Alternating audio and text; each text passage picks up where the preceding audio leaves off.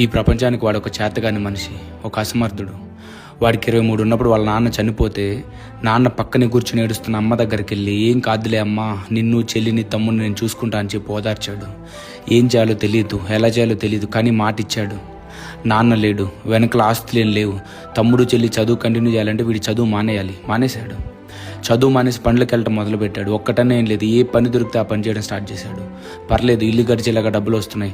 మనిషి చాలా మంచోడు, ఊర్లో కూడా మంచి పేరే ఉంది. వాళ్ళు వీళ్ళు వచ్చి మా అమ్మాయిని చేసుకోవచ్చు కానీ అడిగేవాళ్ళు. వాడు నవ్వురుకునేవాడు, ఎందుకంటే వాడికి అమ్మాయి అంటే ఇష్టం, ఆమె కూడా ఏంటంటే ప్రాణం. మంచోడు కదా, అందరూ వాడు కూడా మొదలెట్టారు. దానికి తోడు బ్యాడ్ హ్యాబిట్స్ మొదలయ్యాయి.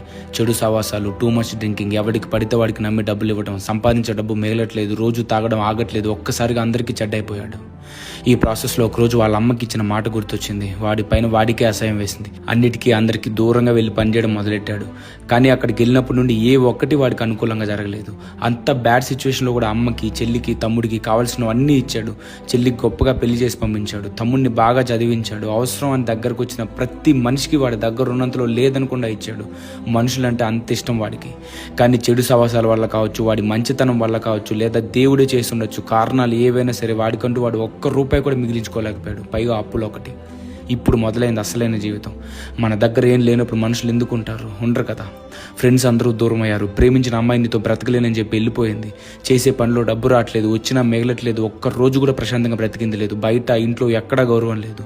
పెళ్లి చేసుకోవడానికి వీడికి అర్హత లేదు అని అందరూ వాడి మొహాన్ని స్టాంప్ వేసి ఒక మూలను పడేశారు. వాడంటూ ఒక మనిషి ఉన్నాడని కూడా మర్చిపోయారు చాలామంది. అన్నిటి మధ్యలో నలిగిపోయి చచ్చిపోదామని కూడా అనుకుని మళ్ళీ ఆ థాట్స్ నుండి బయటకు వచ్చి వాడు ఆ దేవుని కోరుకున్నది ఒక్కటే, దేవుడా నాకు ఊపిరి ఆడట్లేదు, నాకు అసలు ఏం వద్దు, ఎవ్వరూ వద్దు, ప్రశాంతంగా గాలి పీల్చుకొని చాలు అని మొక్కాడు. అంత కిందకు పడిపోయాడు వాడే పడిపోయాడు, లేదా అందరూ కలిసి వాడిని పడేశారు, ఇంకా దేవుడికే తెలియాలి. నిజమే, వాడి చేతగానోడే. వాడి బ్రతుకాడు చూసుకోకుండా అన్నీ నెత్తి మీద వేసుకొని ఇలా మిగిలిపోయాడు కదా. ఎవడైనా వచ్చి ఏదైనా అడిగినప్పుడు కాదనకుండా ఎంతో కొంత ఇచ్చేవాడు కదా. ఎవరి కోసమైతే అందరు అమ్మాయిల్ని పక్కన పెట్టాడు, అదే అమ్మాయి వదిలేసిపోతుంటే ఒక్క మాట కూడా అడగకుండా వెళ్ళిపోనిచ్చాడు కదా. అందుకు వాడు చేతగానివాడు. వాళ్ళ నాన్న శవం ముందు వాళ్ళ అమ్మకి ఇచ్చిన మాట నిలబెట్టుకోలేకపోయాడు. వాడు చేతగానివాడు కాక ఇంకేమవుతాడు? ఎస్, చేతగానుడే.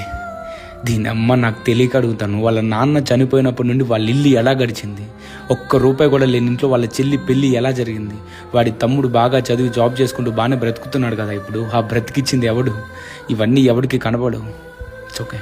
వాడి చదువు ఎందుకు ఆగింది? వాడు ప్రేమించిన అమ్మాయి ఎక్కడికి పోయింది? బయట వాళ్ళ కోసం, ఇంట్లో వాళ్ళ కోసం వాడు ఎన్ని కోల్పోయాడు? అయినా వాడికి చివరికి మిగిలింది ఏంటి? చేతగానోడు అని ఒక పేరు. నేను అందరికీ చెప్తున్నా, మర్యాదగా మీ బ్రతుకులు మీరు చూసుకోండి. నువ్వు పడిపోతూ ఎవరిని నిలబెట్టక్కర్లేదు, నువ్వు నిలబడ్డాకే పట్టుకో ఎవరినైనా సరే.